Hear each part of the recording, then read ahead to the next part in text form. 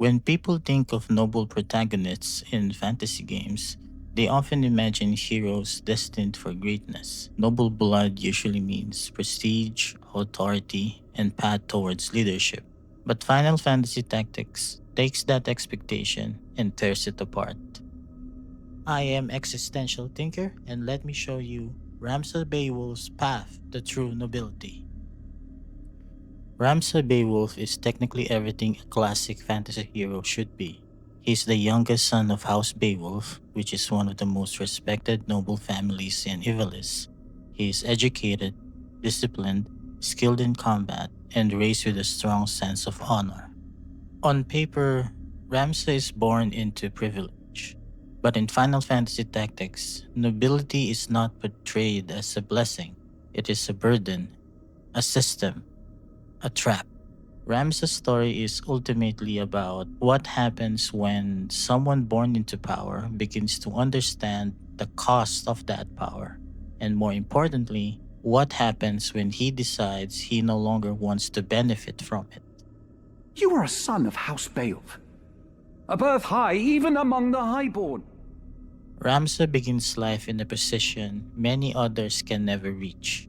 As a Beowulf, he has access to military training, education, and influence. His family name commands respect before he even speaks. He doesn't need to fight for legitimacy, it is handed to him at birth. This shapes his early worldview. Ramsay initially believes in justice, duty, and honor because his life has allowed him to believe those things function properly. He assumes institutions are trustworthy. He assumes authority exists for order. He assumes nobility carries responsibility. And importantly, he assumes these values apply equally to everyone. But this is where his innocence becomes visible. Not innocence in the childish sense, but social innocence. Ramsa does not yet understand that the system protecting him is the same system harming others. His ideals are genuine, but they are sheltered. He is kind because the world has not yet forced him to question what kindness costs. Ramza, do you remember? When your father showed us how to make a whistle of a blade of grass. This tension is best represented through Ramsa's friendship with Delita. Delita is intelligent, capable, and ambitious, but unlike Ramza, he is a commoner. The two grew up together, trained together, and seemed close enough to ignore class differences, at least on the surface. But Final Fantasy Tactics constantly reminds the player that society does not see them as equals. Ramsa can afford principles because his social position cushions him. Delita cannot. For Delita, survival requires calculation. For Ramsa, morality still appears possible. This difference becomes devastatingly clear with the tragedy involving Titra. Her death is one of the story's defining moments. It reveals with brutal efficiency how little commoner lives matter within aristocratic politics. A noble objective is preserved, a common girl dies, and the machine moves on. This is the moment Ramsa truly begins to wake up. Not because evil suddenly appears, but because he finally sees what was always there. The system he was raised to trust is functioning exactly as intended, and that realization changes everything. I had lived my life the only way that I had known. But when the pillars of that life came crashing down, I did not stand by and watch them fall. After this turning point, Ramsa can no longer comfortably exist within his class identity. He begins seeing nobility not as a moral category, but as a political one. This is a major shift. Before, he believed nobles were expected to lead through honor.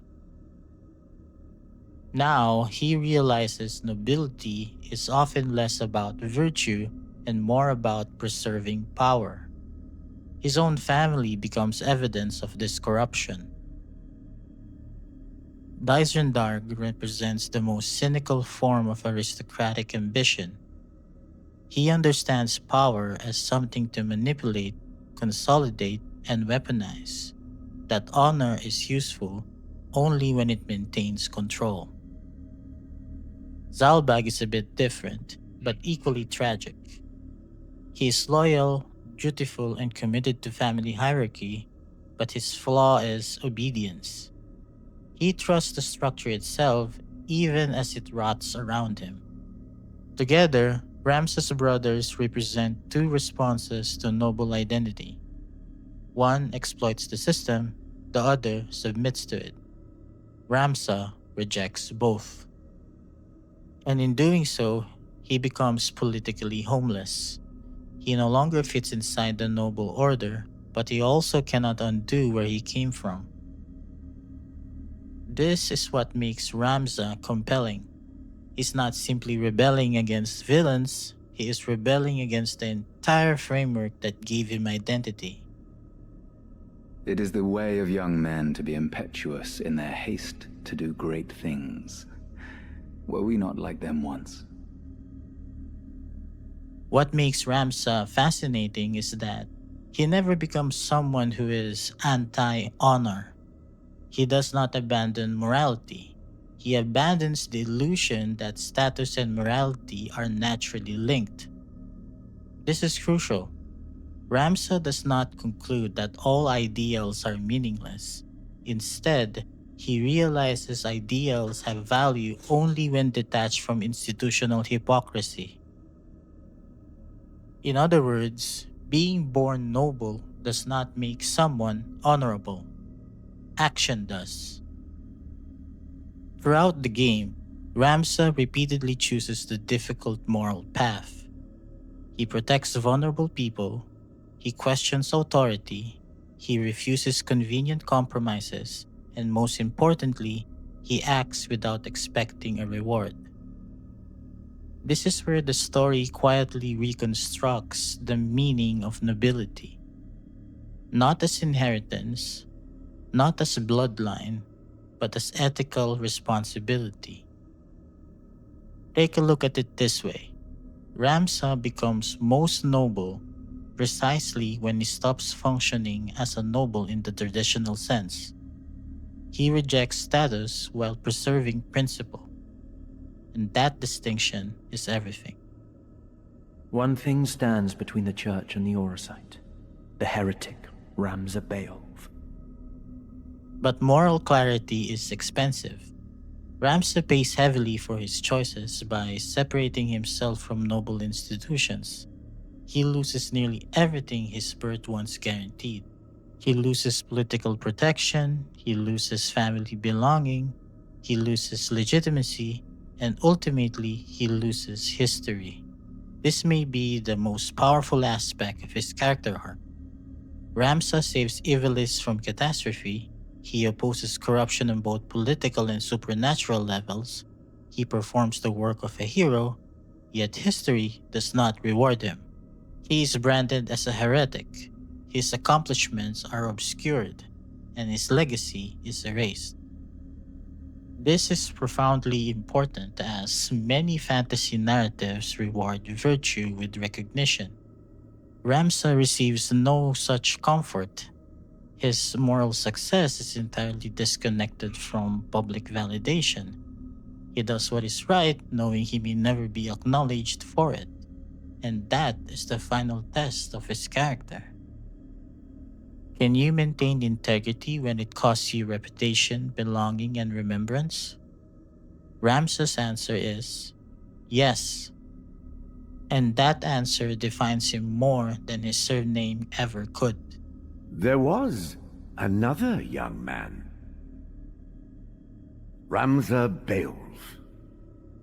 There is no official record of the role he played on history's stage. Ramza Beoulve begins Final Fantasy Tactics as a noble by birth, but his journey is not about fulfilling noble destiny. It is about dismantling it. He starts as someone who believes his class is naturally aligned with justice. He ends as someone who understands justice often requires rejecting the privileges that shaped him. That transformation is what makes Ramsa one of the most compelling protagonists in RPG storytelling. He is not powerful because he inherits greatness. He is powerful because he is willing to lose everything attached to that inheritance. In the end, Ramsa teaches us something far more interesting than traditional heroism. He teaches that nobility is not a title, not a family name, not a social class. It is a choice, a costly one. And sometimes the most noble act is walking away from the system built to protect you. If your identity is built on an unjust system, what are you willing to sacrifice to become ethical? Ramsay pays the full price for that choice, and that is exactly why he remains unforgettable. I am Existential Thinker, and thank you for watching.